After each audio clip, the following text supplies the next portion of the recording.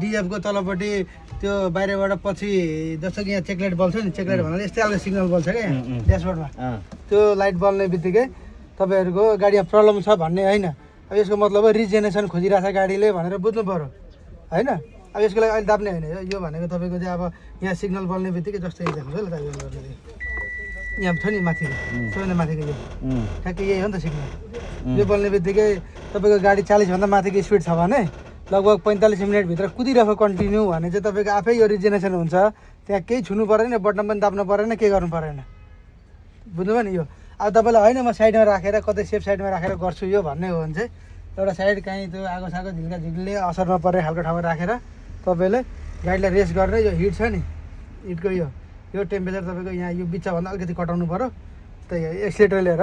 किन होइन यो आउनुको कारण चाहिँ के हो त त्यो म बताउँदैछु त्यो भनेको अलि त्यो भाँडो दिएको छ नि पछाडि त्यो भाँडोमा त्यो कणहरू जम्मा भयो भने त्यसलाई फ्याँक्ने काम गर्छ क्या त्यसले कण जम्मा भयो त्यो फिल्टर डिपिएफ भन्ने फिल्टर छ एउटा त्यो फिल्टरमा त्यो फोर जाम भएपछि त्यो लाइट बल्ने हो खास चाहिँ अब त्यो साफ गर्नको लागि त अब सिस्टम के छ भन्दाखेरि यही हो तपाईँलाई बताएँ अब एउटा मेनुअल रिजेनेरेसन भन्ने 3 खालको हुन्छ एउटा अटोमेटिक त्यो कुदाकुदै हुने हो जुन तपाईँलाई बताइहालेँ 40 भन्दा माथि स्पिड हुनु पर्यो त्यसको लागि केही दाब्नु परेन यो बलिरहन्छ त्यो तपाईँको कन्टिन्यू लगभग 45 मिनट जति गाडी चलिरहेको भने 40 भन्दा माथि स्पिडमा चलिरहेको भने त्यो आफै निप्छ त्यो त्यस्तै सिग्नल बल्छ हैन सिग्नल चाहिँ बल्छ यहाँ माथि त्यो उयो जहाँ इमर्जेन्सी ओन्ली भनेर लेखेको छ नि त्यहाँ त्यहाँ त्यस्तै सिग्नल त्यहाँ बल्छ हैन त्यहाँ हो तपाईँले अघि स्विच देखाउनु भयो नि यो त्यही सिग्नल त्यहाँ बल्छ केही पनि बल्दैन हैन बलिरहेको त त्यही सिग्नल बल्छ अब अहिले किन हर्छ हैन हटो अब यसको काम चाहिँ के हो यो भनेको यो अहिले यतातिर नजानु यो भनेको अन भयो यो अफ हो के ए होइन यो अफ रहेछ यो अन हो यो चाहिँ हो यिनीहरू केही नचलाउनु यो केही नचलाउने अब तपाईँलाई कस्तो भन्दाखेरि अहिले यहाँ बलिरहेको अरे मानव कुदाकुदै रिजेनेरेसन हुनसक्छ नि त होइन अहिले म गर्दिनँ यसलाई साइडमा राखेर गर्छु भन्दाखेरि अफ गर्न पनि पाइयो क्या यसलाई दाब्दिनँ केही समयको लागि त्यो रिजेनेरेसन हुँदैन त्यसको लागि मात्रै हो यो अफ चाहिँ अनि कुदाकुदै आफै हुन्छ इमर्जेन्सी अन्ली भनेको नि त दाब्नु भएन कुदाकुदै भने अटोमेटिक हुने हो कुदाकुदै तपाईँहरूलाई अलिकति अब बाटो कस्तो केही नहोला भन्ने खालको डाउट लाग्यो भने चाहिँ एउटा सेफ साइडमा राख्ने गर्ने गाडीलाई सेफ्टी ठाउँमा राख्ने जस्तै यो पनि सेफ्टी ठाउँ यो भनेको त सुन्नु न पहिले यो प्रोसेस कम्प्लिट होस् न त्यसपछि अरूतिर जाउँ न अब जस्तो कि तपाईँको सेफ साइडमा राख्नुभयो होइन राखेपछि गाडी एक्सिलेटर लिनु पऱ्यो तरिका चाहिँ मैले बताएको लिनु पऱ्यो रेस्ट गर्नु पऱ्यो यो हिटको टेम्परेचर चाहिँ तपाईँको आधीभन्दा माथि बिच छ नि बिचभन्दा अलिकति कटाइदिनु वर्षक बिचसम्म आओस् त्यो आउने बित्तिकै बिच आयो भनेपछि कुलेनको टेम्परेचर माथि भइसक्यो 80 डिग्रीभन्दा माथि भएपछि अनि तपाईँले यो स्विच छ नि यो एक्सिलेटर केही दाब्नु भएन त्यसपछि त्यो हिट भएपछि अनि यो दाबिदिने लगभग 8 देखि 10 सेकेन्डसम्म यो अलिकति दाबिराखेपछि त्यो अलिकति रेस्ट बढे जस्तो हुन्छ गाडीको मतलब सुरु भयो भनेर बुझ्नु पऱ्यो क्या अनि छोडिदिने केही गर्नु परेन छोडिदिने यतिकै अनि यतिकै बसिराख्ने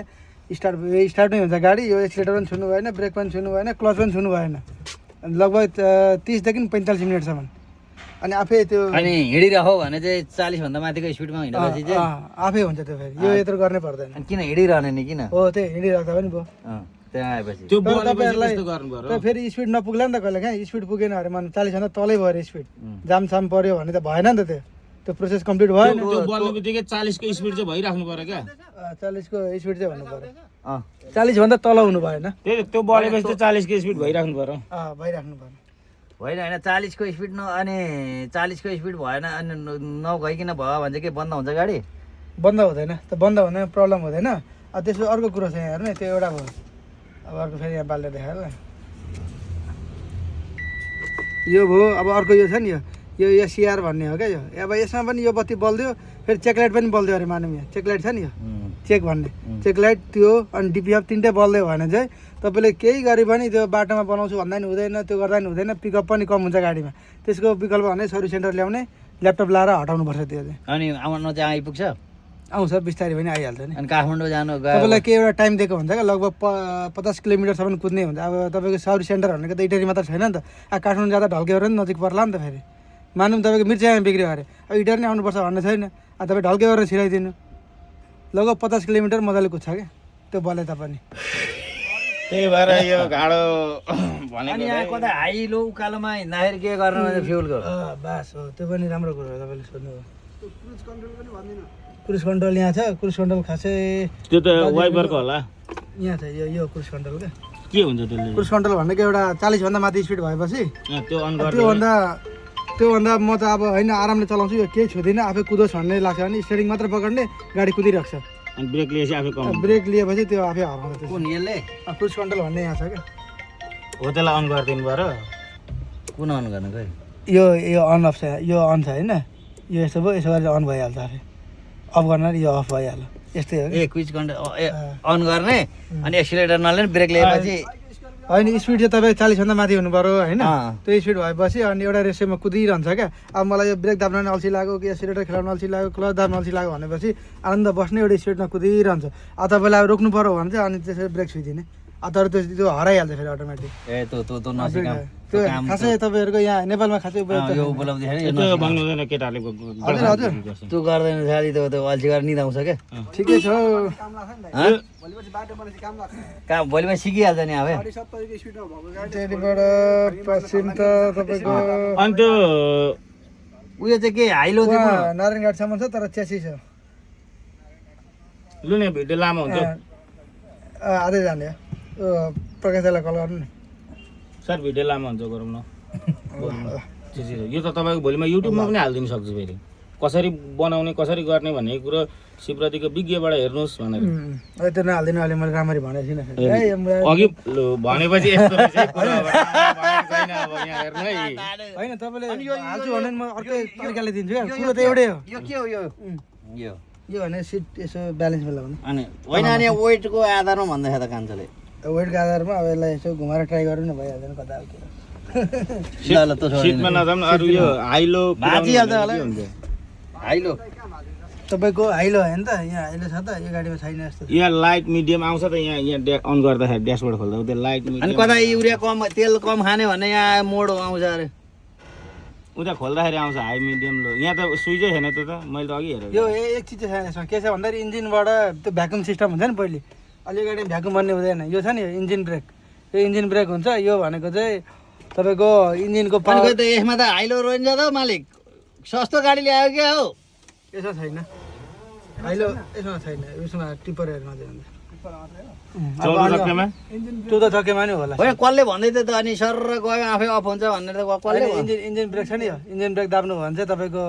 जस्तो कि ओह्रालो आयो नि अब ओह्रालो आएपछि त्यो जस्तो कि तपाईँले धेरै त ब्रेक खेलाइराख्नु परेन क्या ब्रेक सु जाने चान्स भयो भने इन्जिनबाटै आफै अटोमेटिक ब्रेक लाग्छ क्या इन्जिनले लगाउँछ त्यो खालको ब्रेक जस्तो यो छोएपछि यो अरू यो हाइलो छैन यसमा जस्तो ओह्रालो आयो नि अब स्पिड बेसी हुन्छ अब अरू बेला भ्याकुम लाइन्थ्यो अब यसमा भ्याकुम छैन भने चाहिँ इन्जिन ब्रेक ट्याक्कै दाबिदिने त्यसले आफै एउटा स्पिड कम तपाईँले झिक्दिनु भयो कि हाइलो अघि आउँदा आउँदै कहाँ झिक्ने अनि यो फ्रन्ट भनेको के हो त्यो कुन चाहिँ? उयो फ्रन्ट लेखेको अगाडिको कुन फ्रन्ट भन्नु त्यस स्विचमा फ्रन्ट लेखिरहेको त त्यो के हो अब उहाँलाई पनि थाहा छैन त्यो के हो फलान त हो अब त्यो। केही न केही होला यस्तो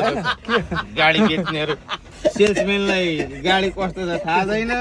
अब यता होइन यो एउटा बटम चाहिँ यो बटम हेरौँला नि त के छ हेरेर थाहा पाइहाल्छ। अरू त ठिक छ नि त अरू तपाईँलाई बताउने अब मेन बुझ्नुपर्ने कुरा त्यही हो क्या मेन बुझ्नु पर्ने यस्तो हेमन सर मेन बुझ्नु पर्ने त गियर लाउने क्लच छोड्ने एक गाडी कुद्छ त्यही हो मेन त गाडी कुद्छ त्यो पनि ठिक छ गाडी कुद्छ गाडीको के बलवाउने के हुन्छ भन्ने कुरा थाहा पाउनु पऱ्यो मेन बल्ने कुरा यहीँ छ क्या यति चाहिँ हेर्नु पऱ्यो त्यस्तो होइन भएछ भने त्यो यो बल भने मलाई फोटो या केही समस्या आउने भन राति पनि फोन अब तपाईँ यसो गर्नु दाजु तपाईँ त्यो एउटा एप्लिकेसन तपाईँलाई म पठाइदिन्छु कि त्यो एप्लिकेसन तपाईँ अब कुन सिग्नल बलवाउने के गर्ने भनेर ठ्याक्कै थाहा पाइहाल्नुहुन्छ ल ल पठाउनु अनि गाडी बनाइसकेपछि एकचोटि सिप्रो चाहिँ ल्याउनु टिप गर्नु भनेर अब तपाईँलाई सजिलो चाहिँ